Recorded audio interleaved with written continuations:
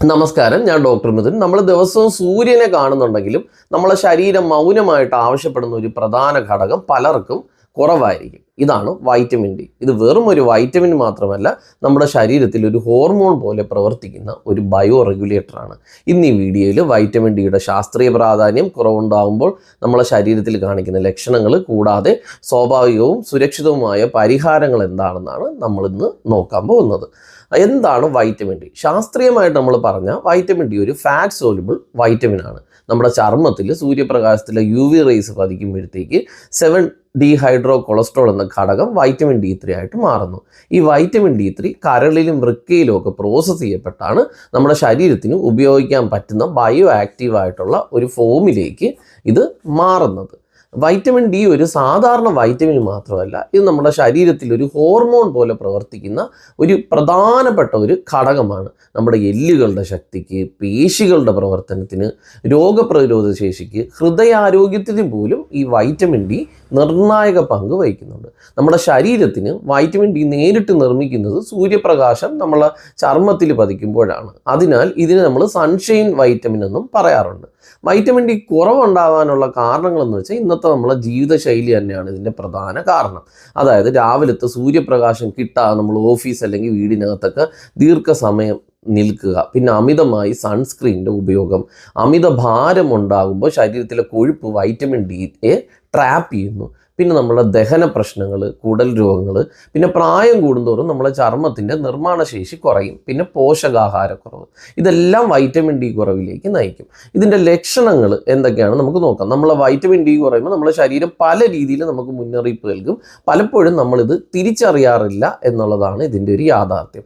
സ്ഥിരമായിട്ടുള്ള ക്ഷീണം, ഒരു ഉറക്കമുണ്ടായാലും ഒരു ഊർജ്ജക്കുറവ്, എല്ലുകളിലും പേശികളിലും ഒക്കെ ആഴത്തിലുള്ള വേദന, നടുവേദന, കഴുത്ത് വേദന, മുട്ടുവേദന, പിന്നെ ആവർത്തിച്ചുള്ള ജലദോഷം, പനി, പിന്നെ നമുക്ക് അണുബാധകൾ ഇങ്ങനെ കണ്ടിന്യൂസ് ആയിട്ട് ഉണ്ടാവുക, പിന്നെ മുടി കൊഴിച്ചിൽ, അതുപോലെ തന്നെ നഖങ്ങളൊക്കെ പൊട്ടുക, പിന്നെ മനസ്സിനൊരു ഉത്സാഹക്കുറവ്, ഓർമ്മശക്തി കുറയുന്ന പോലെ നമുക്ക് തോന്നുക, പിന്നെ ചില ആൾക്കാരിൽ ഡിപ്രഷൻ പോലുള്ള ലക്ഷണങ്ങളും കാണിക്കാറുണ്ട്. കുട്ടികളിൽ വളർച്ച വൈകുക, മുതിർന്നവരിലാണെങ്കിൽ എല്ലുകളുടെയൊക്കെ എല്ലുകളുടെയൊക്കെ കട്ടിയൊക്കെ കുറയും. ഇതെല്ലാം വൈറ്റമിൻ ഡിയുടെ കുറവിൻ്റെ സൂചനകളാണ്. വൈറ്റമിൻ ഡിയുടെ പ്രാധാന്യം എന്താണെന്ന് നമുക്ക് നോക്കാം. ഈ വൈറ്റമിൻ ഡി നമ്മളുടെ ശരീരത്തിലെ കാൽസ്യം ഫോസ്ഫറസ് മെറ്റബോളിസത്തിന് നിയന്ത്രിക്കും. അതായത് വൈറ്റമിൻ ഡി നമ്മുടെ ശരീരത്തിൽ കാൽസ്യം ശരിയായിട്ട് ആഗിരണം ചെയ്യാൻ സഹായിക്കുന്ന ഒരു വൈറ്റമിനാണ്. അതിനാൽ തന്നെ ഇത് ഇല്ലെങ്കിൽ എന്ത് ചെയ്യും? നമ്മുടെ എത്ര കാൽസ്യം കഴിച്ചാലും ഇതിൻ്റെ ഗുണം നമുക്ക് മുഴുവനായിട്ട് നമുക്ക് ലഭിക്കില്ല. കൂടാതെ നമ്മളെ ഇമ്മ്യൂൺ സിസ്റ്റം ശക്തിപ്പെടുത്താനും, പിന്നെ നമ്മളുടെ ഹൃദയത്തിൻ്റെ ആരോഗ്യം സംരക്ഷിക്കാനും, ഹോർമോണുകളുടെ ബാലൻസ് നിലനിർത്താനും, ഇൻഫ്ലമേഷൻ കുറയ്ക്കുന്നതിലൊക്കെ വൈറ്റമിൻ ഡി വലിയൊരു പങ്ക് വഹിക്കുന്നു. അതായത് ഇതില്ലെങ്കിൽ നമ്മൾ കഴിക്കുന്ന കാൽസ്യം നമ്മളെ എല്ലുകളിൽ എത്താതെ പൊക്കോണ്ടിരിക്കും. ഇനി ഇതെങ്ങനെയാണ് നമ്മളിത് വൈറ്റമിൻ ഡി നമുക്ക് നാച്ചുറലായിട്ട് എങ്ങനെ നമുക്കിത് വർദ്ധിപ്പിക്കാം?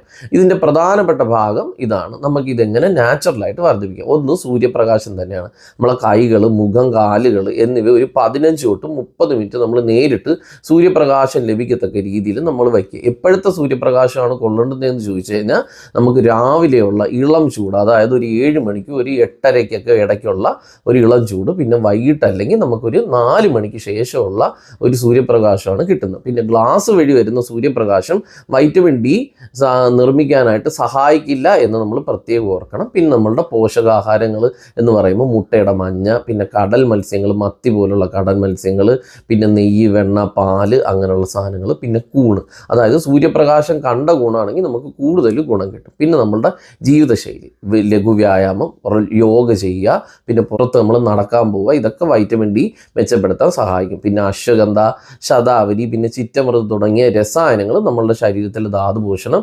വർദ്ധിപ്പിക്കാനായിട്ട് സഹായിക്കും. പിന്നെ നമ്മൾ ഇതിന് ചെയ്യേണ്ടതെന്ന് പറഞ്ഞാൽ, നമ്മൾ ലക്ഷണങ്ങൾ കൂടുതൽ കാണിക്കുകയാണെങ്കിൽ നമ്മൾ സ്വയം സപ്ലിമെൻറ്റുകൾ കഴിക്കുന്നതിന് മുമ്പ് നമ്മളൊരു ഡോക്ടറിനെ കാണുക. എന്നിട്ട് നമ്മളൊരു ലളിതമായ രക്തപരിശോധന, 25 ഹൈഡ്രോക്സി വൈറ്റമിൻ ഡി ടെസ്റ്റാണ് ഇതിന് പറയുന്നത്.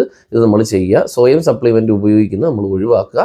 കാരണം വൈറ്റമിൻ ഡി അധികമായി കഴിഞ്ഞാൽ കിഡ്നി സ്റ്റോൺ, കാൽസ്യം അസന്തുലനം പോലുള്ള പ്രശ്നങ്ങൾ ഉണ്ടാകും. ചെറിയ സൂര്യപ്രകാശം, നല്ല ഭക്ഷണം, ശരിയായ ജീവിതശൈലി, ഇത്രയേ ഉള്ളൂ നമ്മൾ വൈറ്റമിൻ ഡി നിലനിർത്താൻ. ഈ വീഡിയോ നിങ്ങൾക്ക് ഉപകാരപ്രദമായി തോന്നിയെങ്കിൽ നിങ്ങൾ ലൈക്ക് ചെയ്യൂ, ഷെയർ ചെയ്യൂ, ചാനൽ സബ്സ്ക്രൈബ് ചെയ്യുന്ന കാര്യം മറക്കരുത്.